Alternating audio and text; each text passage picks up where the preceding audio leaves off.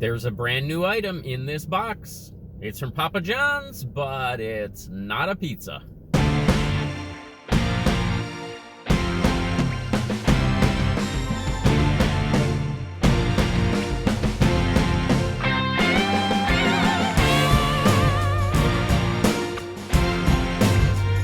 Hello, goblins and goblinettes. Welcome back to another edition of Destined to be Goblin. Destined Goblin here.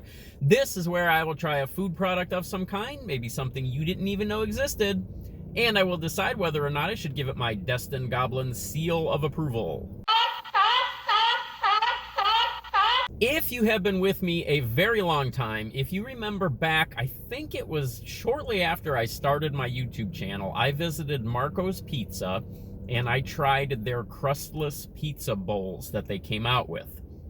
I was surprised at how good that was, actually. Papa John's has now come out with their own crustless pizza bowl, and that is the little treasure that is waiting for us in this package right here. These are available in 3 different styles, plus you can create your own, and that is what I did. And I did that for a reason, which I will get into here. The 3 that are available that are pre-selected, there's a Chicken Alfredo, there's a garden veggie, and there's an Italian meat. Now, the Chicken Alfredo, I believe, is just under 600 calories. The garden veggies, I believe, is just under 400 calories, and the Italian meats is just under 900 calories. They are all around $8. I think this was $7.99, $7.59, something like that. The reason that I got the create your own instead of the Italian meats, which is the one that I would normally go for, and this is one of the things, there's a couple of little things about this that already sort of bug me a little bit. They're just minor things, but they'll probably end up costing a star on a seal of approval here.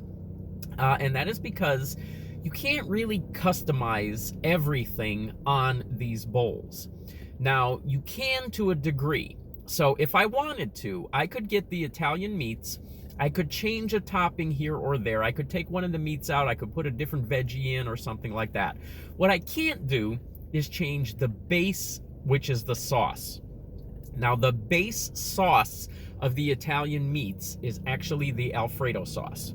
I hate Alfredo sauce. I do not like Alfredo at all.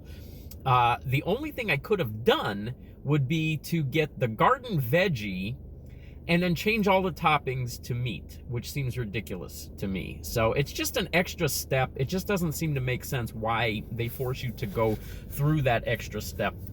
But what I did here was I created my own. You can add 7 toppings if you create your own.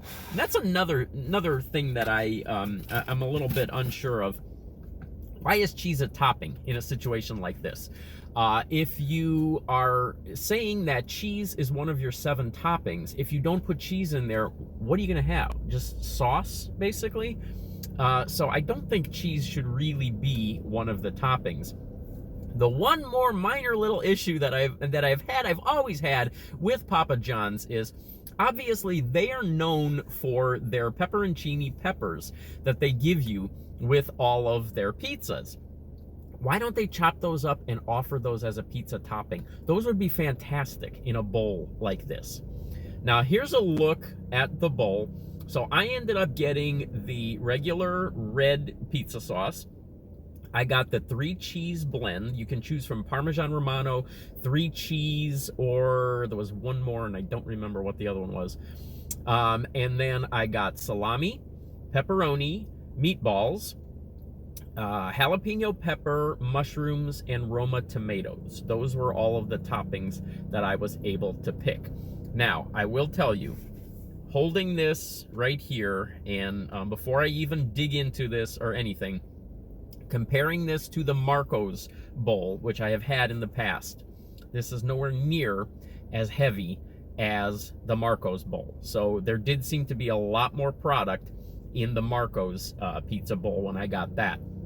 Obviously, the calorie count, if you create your own, is going to be individual to your creation, so I'm not really sure what the calorie count is here, but we are just going to go ahead and dig in and see what the flavor is like. They also did not give me any napkins, and that is another little hit right there. Papa John's is not my absolute favorite national pizza chain. But if, you know, their toppings are okay. I mean, if this turns out to be tasty, that might be something there. It does look like there's decent amount of cheese. There's not a ton of sauce in there. So there's a mushroom in this bite. I've got a piece of pepperoni, I believe that is. I think, no, that might be salami, actually. Looks like the pepperonis are a little bit smaller. There's a jalapeno on there. Let me get another little bit here, see if I can get that pepperoni on there as well. Get a big, full bite on this one here. There we go. There's one of those meatballs also. All right, so this is basically all of the toppings in one bite. This is going to be a big bite.